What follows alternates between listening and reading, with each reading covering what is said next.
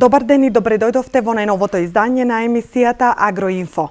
Од следната недела треба да почне исплатата на субвенциите за тутунот од реколтата 2017 година, информира од Министерството за земјоделство, шумарство и водостопанство. Се помал е бројот на земјоделци кои ги осигуруваат своите посеви, иако честопати се соочуваат со уништување на својот род од различни елементарни непогоди. Од осигурителните компании велат дека се намалува бројот на земјоделците кои ги осигуруваат своите посеви. Како земјоделците да ја заштитат виновата лоза од пламеница, болест која може да го уништи целиот род, а напаѓа млади растенија. Кои се мерките за прилагодување кон климатските промени во лозарството? Ова се дел од најавите. Останете со нас, се враќаме веднаш.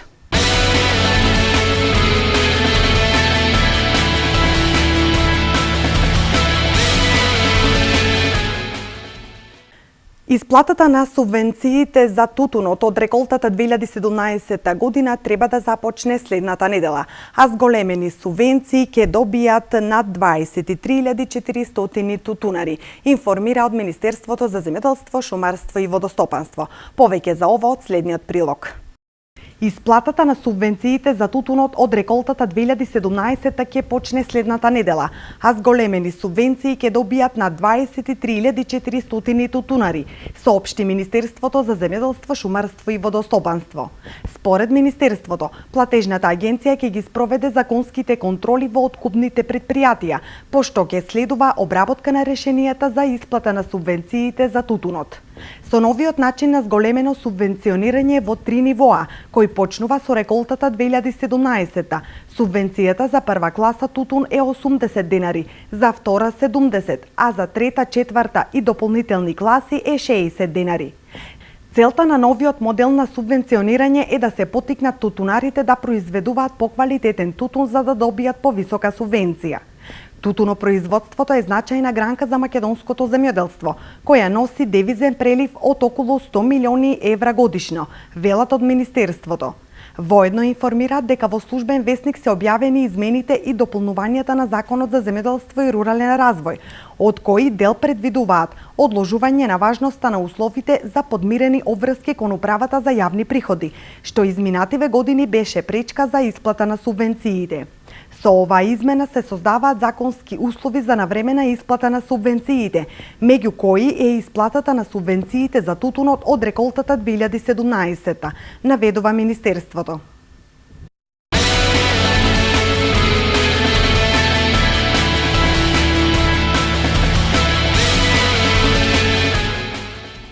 Се помал е бројот на земјоделци кои ги осигуруваат своите посеви, иако честопати се соочуваат со уништување на својот род од разни елементарни непогоди. Од осигурителните компании велат дека се помал број земјоделци ги осигуруваат нивите.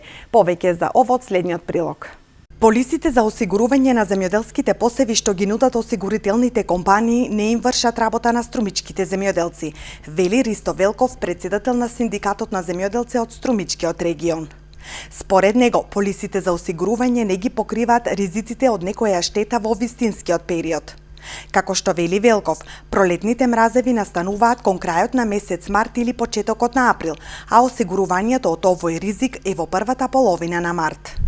Ова е една од причините што се помал број земјоделци го осигуруваат родот од природни катастрофи.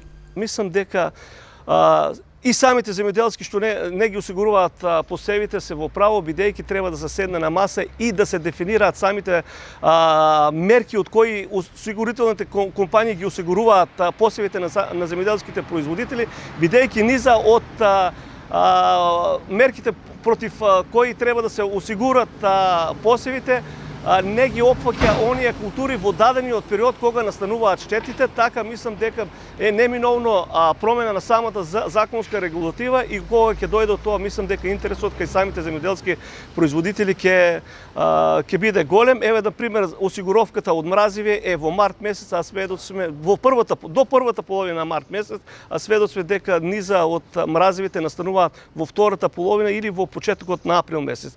Затоа мислам дека е неминовно седнување обвинување на маса од надлежните институции и разгледување на таа ситуација и да се преземнат соодветни мерки кои што ќе одговараат и на самиот земјоделски производител, а не само на осигурителните компании. Од осигурителните компании велат дека полисите за осигурување што ги нудат не се само за еден ризик. Тие нудат пакети со кои покриваат повеќе штети. Па така ризикот од пролетни мразеви оди заедно во пакет со други ризици. Во однос на тоа е само еден од ризиците кои ги покрива полисата за осигурување. Меѓутоа, луѓето кои прашуваат за овој вид на осигурување, тоа е за овој ризик, тоа е пролетен мраз, ги исклучуваат другите ризици. Они сакат да добијат покритие само за пролетен мраз и очекуваат дека тоа нема многу да ги чини. Меѓутоа, скоро сите, да не кажем сите осигурителни компании нудат пакети на осигурување во кој е и тој ризик офатен. Сега, дали цената на тие пакети е прифатлива или неприфатлива за нашите клиенти, тоа треба низ еден разговор, низ правење на понуди да им се каже, објасни и така натаму. За да не претрпат големи штети, неопходно е земјоделците да ги осигуруваат посевите или пак да вложуваат во агротехнички мерки, кои можат да ги ублажат последиците од елементарни непогоди. Државата веќе неколку години наназад субвенционира 60% од трошоците за осигурување на земјоделските посеви.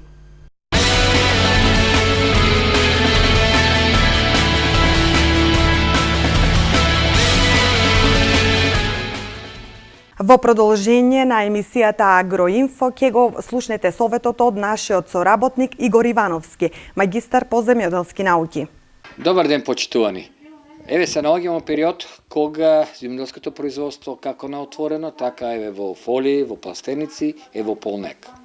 Овој период кога исто така доста се актуелни и заштитата на растенијата, односно спречување на појава на болести и штетници. Но за да се добие едно производство не треба само да има добра заштита, добра сорта, добро одгледување, него и добра прихрана. Често пати во текот на вегетација растенијата се подложени на различни стресни ситуации, па еве ќе искористам ова прилика да спомнам само некои ѓубрива кои што помагаат за спречување на овие стресни ситуации. Ќе почнам со олигомикс. Олигомикс, како што изборот кажува, тоа е од олигомикроелементи, значи микс од повеќе микроелементи, почнувајќи од железо, манган, цинк, бор и така натаму. Знаеме како кај луѓето, животите, така и кај растенијето, овие микроелементи, а се наречени микроелементи затоа што растенијата ги земат само под 0,1%, се многу важни во голем број на физиолошки процеси, почнувајќи од фотосинтеза, добивање на квалитет, раст, развој и така натаму. Кога, еве, пример, железото, при недостаток на железо кај растенијата, знаеме што се случува. Пожолтуваат листата, капат листата, се суши и така натаму. Еве го спомнувам железото и затоа би спомнал едно ѓубриво кој што всушност, за разлика од тука каде што процентот на железо е многу мал, се движи од 2 до 3%, овдека има поголем процент на железо, преку 20%, значи тоа се наречува железен сулфат. Што е всушност железен сулфат? Железен сулфат е всушност, народот што го знае, са чија старите или зелена галица. Тоа ѓубре или железниот сулфат спречува појавата на хлороза. Може да се употреби фолиарно, значи со прскање, како што е во дозација од 0,2 до 0,4, народно кажано 20 до 40 грама во 10 литра вода, или пак може преку систем капка по капка или во лозарството со нанесување во почвата во дозација од 2 до 4 килограми за 1 декар. Кога станува збор за железото, треба да наспомнам дека железниот сулфат исто така добри резултати дава и при алкални почви, значи некај киселите кај алкалните почви, затоа што во исто време ќе дојде и до спуштањето на pH. И во ова емисија би искористил само уште една прилика, односно да го представам уште еднаш Sea Fertile Liquid, односно всушност ова се добиени екстрати од морски алги. богати со микро и макроелементи и различни аминокиселини и други киселини, кои што го стимулираат исто така растението да расте, да развива и да плододава. Овој препарат, ова ѓубриво може да се употреби во капка при дозација од 1 литар на декар или пак фолиарно при дозација од само 20 мл во 10 литра вода. Мислам, за денеска е доволно.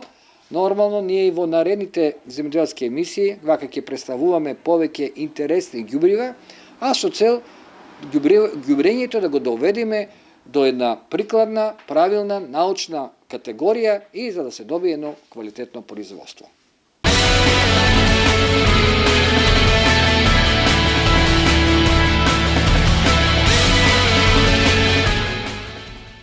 Во земјава недостасува стручен кадар за производство на семенски и саден материјал.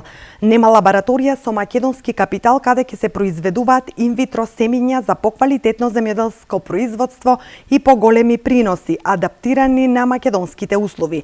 Ова е констатација на професор Ленче Колева Гудева, доктор по земјоделски науки при Штипскиот универзитет Гоце Делчев, која смета дека тоа е иднината на македонскиот аграр. Во земјава недостасува стручен кадар за производство на семенски и саден материјал. Нема лабораторија со македонски капитал каде ќе се произведуваат инвитро семиња за квалитетно земјоделско производство и поголеми приноси, адаптирани на македонски услови. Ова е констатацијата на професор Ленче Колева Гудева, доктор по земјоделски науки при Штипскиот универзитет, која смета дека тоа е иднината на македонскиот аграр. Сам да си создаде семенски материјал. Тоа е тоа што кај нас фали и го нема. Во Република Македонија има 3 комерцијални лаборатории за инвитро производство, меѓутоа тие не се со македонски капитал. Тоа се лаборатории кои што имаат холандски капитал, а македонска компанија нема кој што се занимава со производство на растителен материјал, саден, посадочен материјал и семенски материјал во услови инвитро. Во лабораториите на дисперзираните земјоделски студии во Струмица, идните земјоделски агрономи ги учат новите методи на инвитро размножување на семенскиот материјал.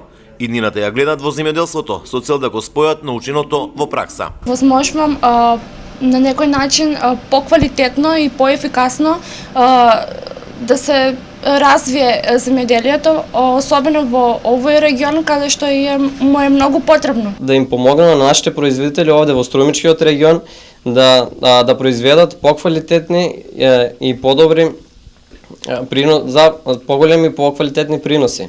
Науката треба да се применува во земјоделието, беше децит на професорката Колева Гудева.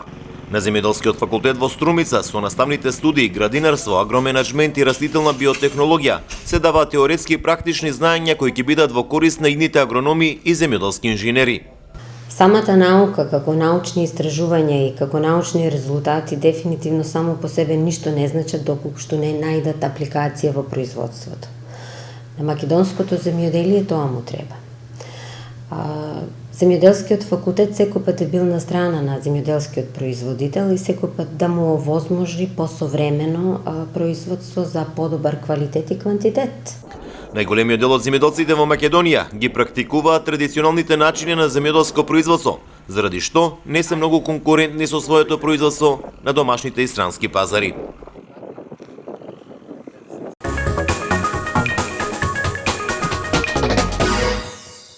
Vidiš li ovaj slavol? Njime prskaš posle nicanja. Bolje će da raste, više će da rodi. Knjige čitaj, ali dedu pitaj. Hvala, deda. Tvoj je savet zlata vredan. Slavol, recept za bolji prinos.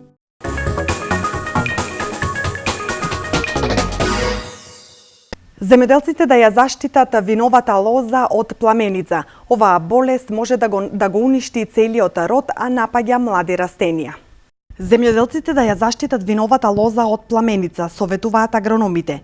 Во овој период, кога се најавуваат врнежи од дожд, влажноста во почвата ќе биде зголемена, што може да доведе до размножување на болеста. Игор Ивановски, магистар по земјоделски науки, вели дека пламеницата напаѓа млади растенија, а лозата е најосетлива кога е во фаза на цветање, бидејќи може да биде заразен и гроздот.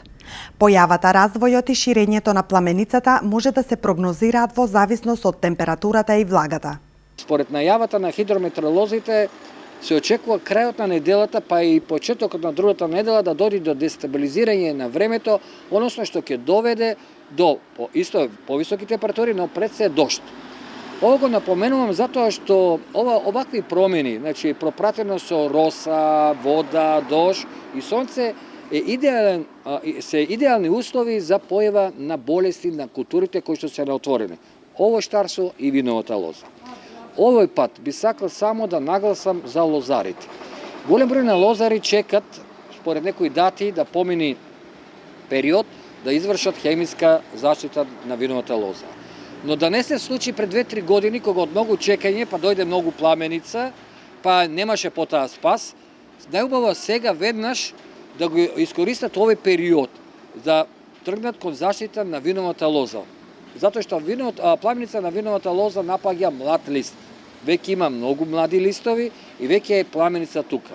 Ивановски советува систематски да се заштити виновата лоза и да не се употребуваат бакарни средства. При првата заштита не се употребуваат бакарните фунгициди. Значи тоа старите што се научени бордовски чорби на почеток не се препорачува, затоа што може и да е при одредени услови фитотоксичност, да изгорите, да оштетите.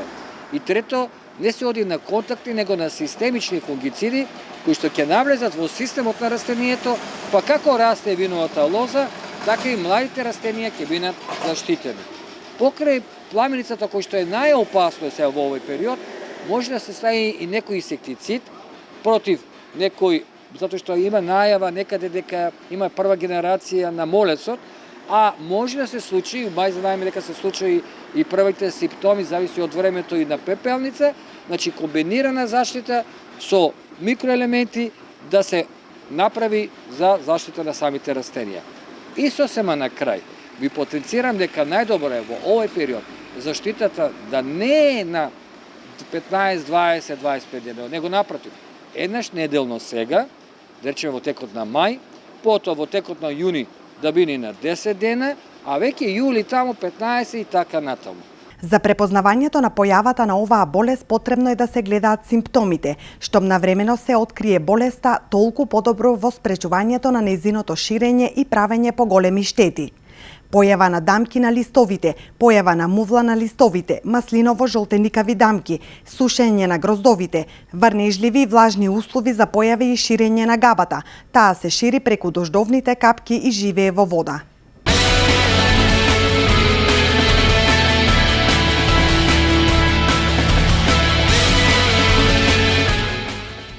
Во продолжение, почитувани гледачи, погледнете го прилогот за мерките за прилагодување кон климатските промени во лозарството.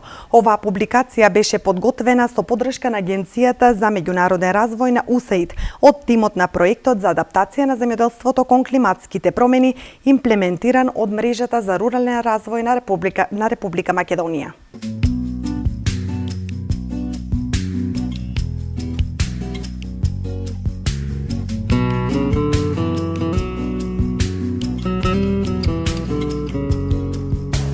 Македонија располага со околу 25.000 хектари подлозови насади. Овој огромен производен и извозен потенцијал секоја година се повеќе е на удар на климатските промени. За да се заштити од негативните влијанија кои го намалуваат приносот и квалитетот, треба да се применуваат адаптивни мерки.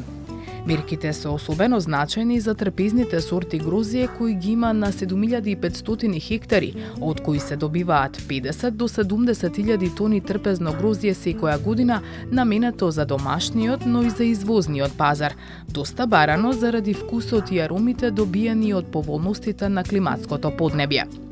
Но токму климатското поднебје на удар на глобалното затоплување како последица на зголеменото ниво на така наречени стакленички гасови во атмосферата, последниве децении се менува и затоа мора да се применуваат адаптивни мерки за да се задржи нивото на производството по обем и по квалитет.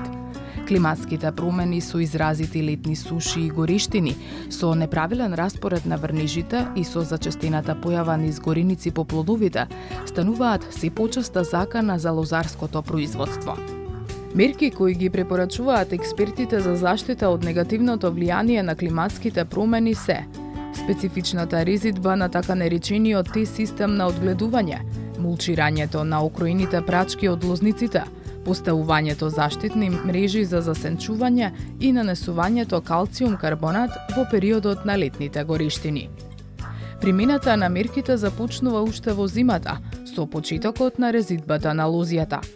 Кроењето е задолжителна мерка кај лозијето со која се регулира родот и исцрпеноста на плантажата, а со најновиот начин на распоредување на родните гранки може да се обезбеди и заштита од УВ зрачењето. Трпезните сорти, како најпогодени од сончевите изгореници, треба да се одгледуваат на така наречени Т-системи или уште познати како Y-системи.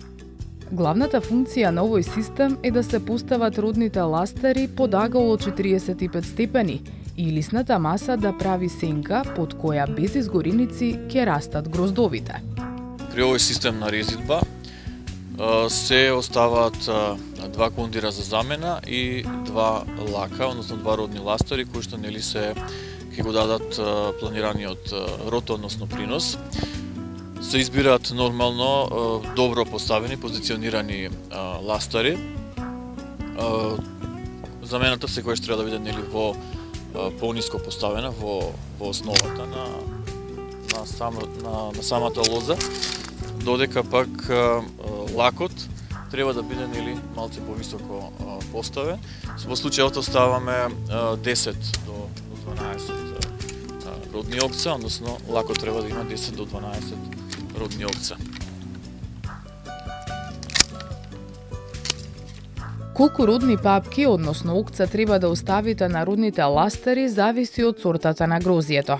Кардиналот се крои на кратки лакови до 6 окца.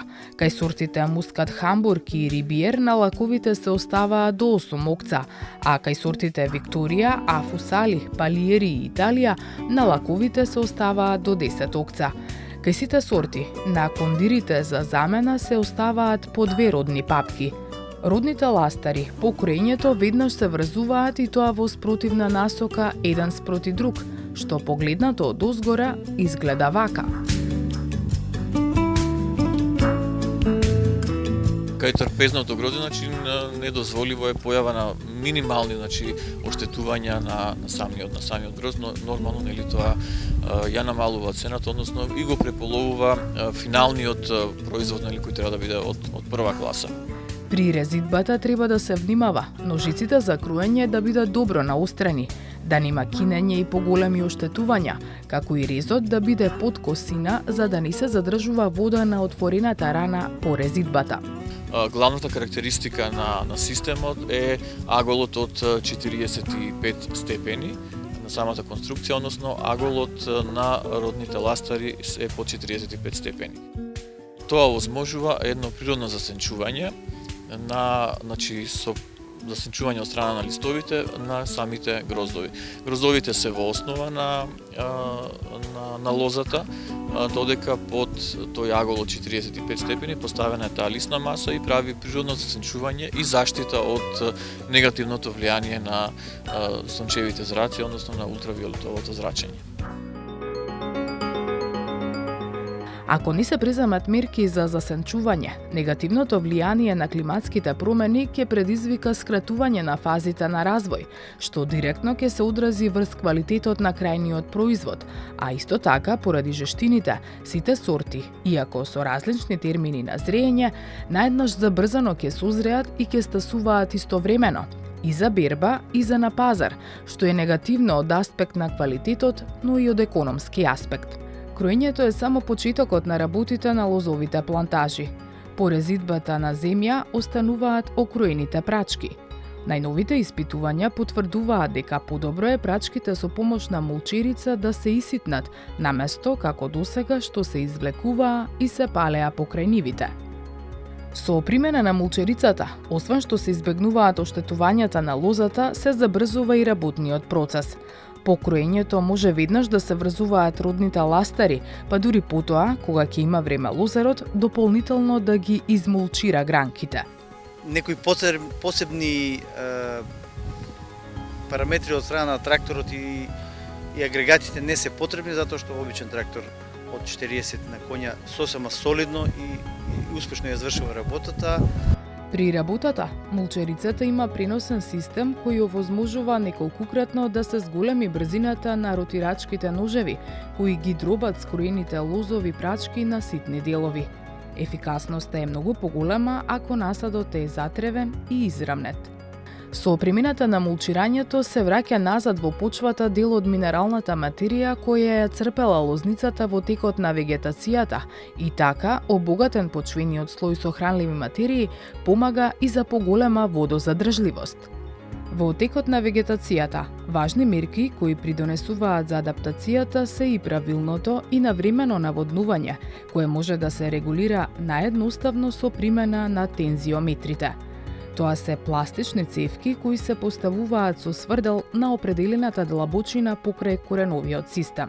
Се работи за вака пластична цевка на која е инсталиран манометар со кој и керамички врв на долниот дел кој што треба да биде инсталиран практично во почвата се поставува на длабочина од 20 см како почетно како почетна длабочина кога треба да покаже кога да се започне за залевање и уште еден тензиометар, значи практично кој се поставува на длабочина од 60, 80 или 100 см, зависи од културата повторно, кој ќе покаже кога да се прекине со залевање.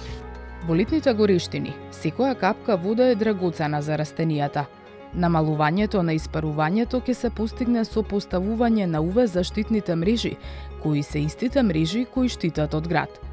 Во последно време, ваквите мрежи имаат повеќе наменска функција и засенчувањето станува се позначајна мерка со која, освен намалено испарување и избегнување на шоковите на растенијата од прекумерните жештини, се избегнува и појавата на изгореници по гроздовите, се добива воедначено зреење и обоеност, со што на крајот, од насадот ќе се зголеми процентот на гроздови од прва класа кои постигнуваат и повисоки цени.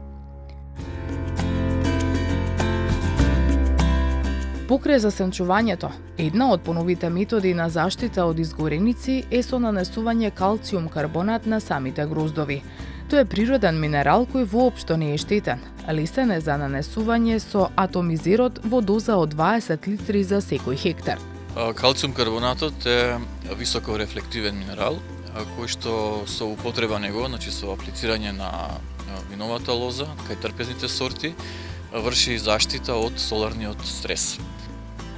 При аплицирањето се формира еден екран кој што едноставно ги одбива штетните сончеви зрачи, односно ултравиолетовото зрачење и инфрацрвеното зрачење. Едноставно се формираат микроскопски ситни, значи призми, милиони такви призми, односно огледала кои што вршат рефлексија на сончевите штетни зраци. Штом ќе се нанесе, испрсканите делови на гроздот ќе побелат. Калциум карбонатот може да се меша со сите препарати за да не се прска посебно, но при појава на дожд се измива, што од друга страна е добро, бидејќи нема да има остатоци на гроздот по бербата. Значи има повеќе наменска функција, повеќе кратна функција употребата на калциум карбонатот. Главно е, значи, штити од изгореници на гроздовите, а исто така и на листот. Значи ги превенира тие штети од штетното сончево зрачење. Кај обоените сорти придонесува за подобро обојување, исто така поголема транспортабилност, значи дава можност за поголемо чување во понатаму. Употребата на калциум карбонатот треба да биде превентивна, штом температурите надминуваат 30 целзиусови степени. Се прска по потреба и по неколку пати ако има измивање, а може да се почне уште од фазата на зрно-грашок. Не пречи при фотосинтетската активност, значи се работи за потполно природен препарат, или се работи за природен минерал. Кај обоените сорти, значи врши дополнително, значи придонесува за обојување, подобро обојување на самото грозје. Сето тоа доведува до зголемен квалитет, односно до зголемен принос. Од извршените мерења на температурата на гроздот се гледа дека кај третираните со калциум карбонат, температурата на површината на зрното изнесува 32 целзиусови степени, а температурата на нетретираните гроздови е за 5 степени повисока. Сепак ова е новина, значи за наши услови. Се надеваме дека после сите овие обуки, наредни обуки што ќе ги имаме, дека се помасовно ќе се применува ќе се применуваат овие мерки, бидејќи климатските промени факт е дека се случуваат и во година ќе се случуваат и неопходно е адаптирање на земјоделството кон сите овие промени.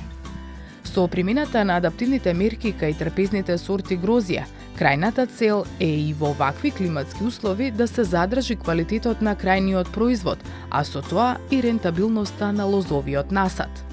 Како адаптивни мерки во лозарството, експертите ги посочуваат специфичниот начин на резидба на така наречениот Т-систем на одгледување, поставувањето на UV заштитни мрежи со кои ќе се засенчи и заштити насадот од сончевите изгореници, а истовремено и ќе се разлади насадот и ќе се избегнат температурните шокови за лозата, а со примената на природниот минерал калциум карбонат ќе се нанесе слој на самиот грозд кој ќе делува како екран кој ги одбива сончевите зраци, воедно помагајќи при обојувањето и зголемувањето на транспортабилноста на трпезното гроздје. Сиве овие адаптивни мерки се клучна помош во приспособувањето кон климатските промени.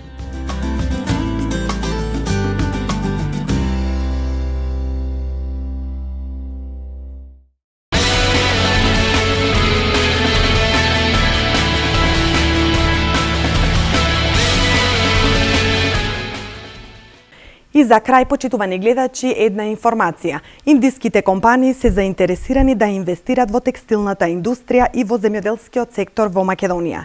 Интерес има и за филмската индустрија и за информатичката технологија. Ова му го пренел индискиот министер за текстилна индустрија Ајау Тамта на македонскиот министер за економија Крешник Бектеши. Од Министерството за економија информираат дека на средбата министерот Бектеши посочил дека двете држави како земји членки на Светската трговска организација треба да склучат договор за економска и трговска соработка. Оценето е дека економските односи меѓу Македонија и Индија се многу добри, но има потреба од интензивирање на годишната трговска размена, која изнесува 50 до 60 милиони долари. Министерот Бектеши го информирал индискиот министер Тамта за поволните услови што им се нудат на потенцијалните инвеститори и посочил дека индиските компании би можеле да ја искористат Македонија како центар за дистрибуција на финални производи низ Европа и пошироко, посебно во Турција и Украина. Текстилната индустрија во Индија вработува 45 милиони луѓе, додека годишниот извоз достигнува 40 милиарди долари. Размената меѓу Македонија и Индија во 2017 година изнесувала 54,6 милиони долари, а во 2016 64,7 милиони долари. Со оваа информација го завршивме денешното издание на емисијата Агроинфо. Со нови содржини се гледаме следната недела. Останете и понатаму со програмата на ТВ Канал Виз и имајте пријатно неделно попладне.